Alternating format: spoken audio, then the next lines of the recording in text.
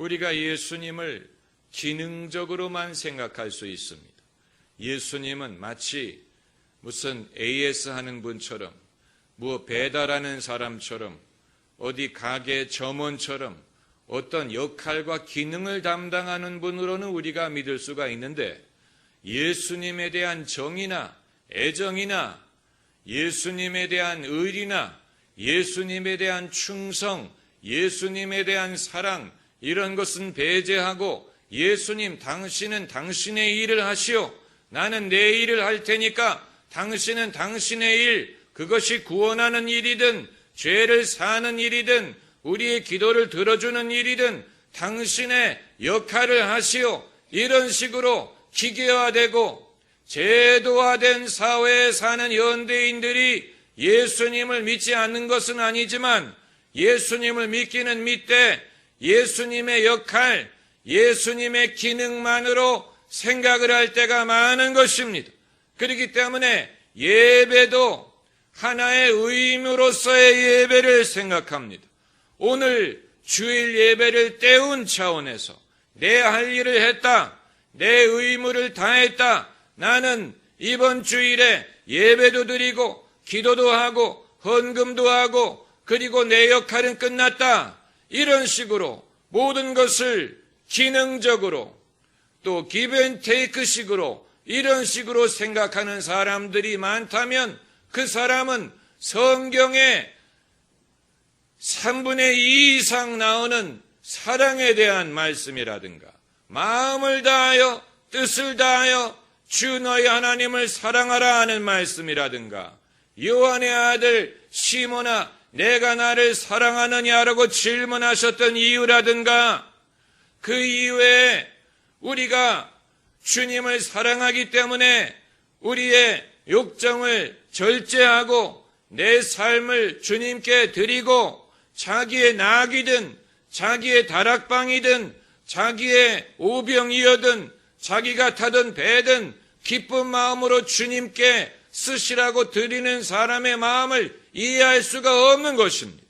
예수님을 기능적으로 생각하는 사람은 요한과 야고보처럼 베드로와 안드레처럼 자기의 배와 그물과 아버지를 버려두고 젊은 나이에 예수님의 제자가 되기 위하여 쫓은 사람들을 이해할 수가 없는 것입니다.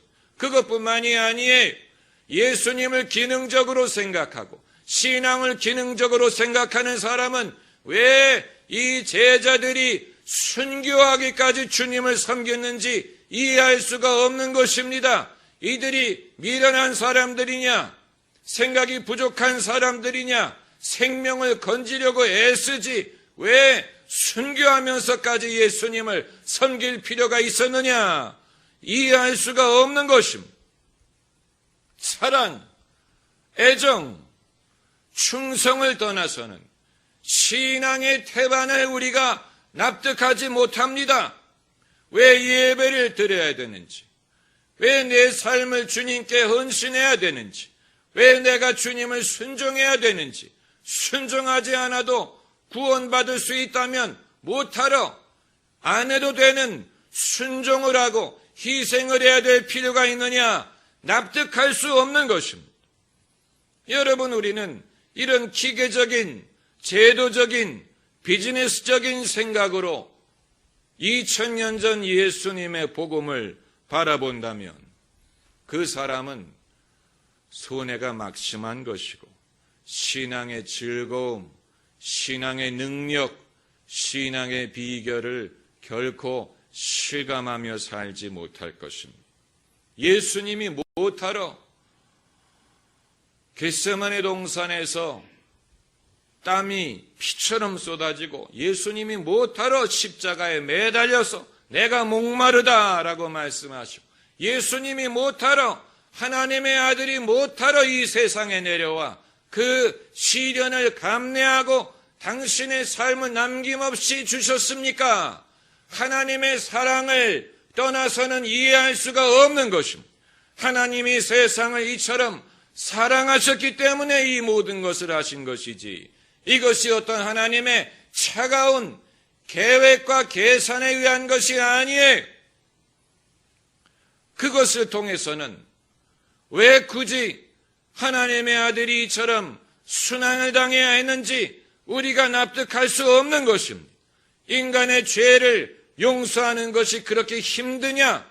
하나님에게도 그것이 그렇게 힘든 일이냐?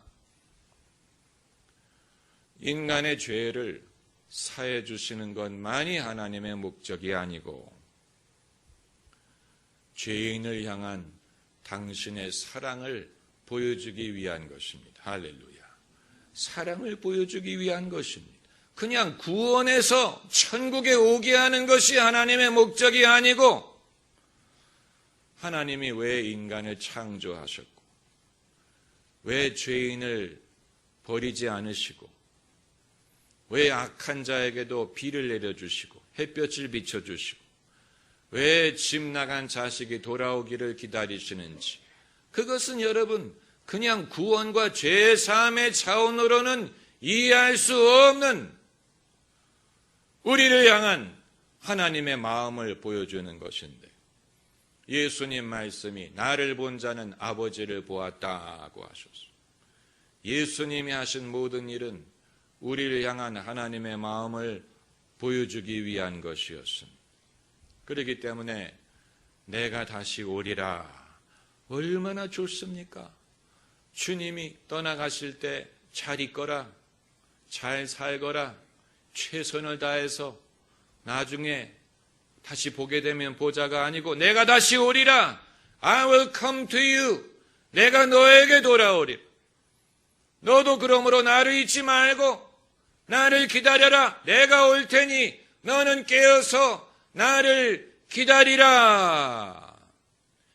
나의 마음에 예수님이 계셔서 빈 영혼 가득하게 하시네. 내가 천국 가는 동안 오시기를 바라고 새벽부터 저녁까지 기쁜 찬송 늘 하리.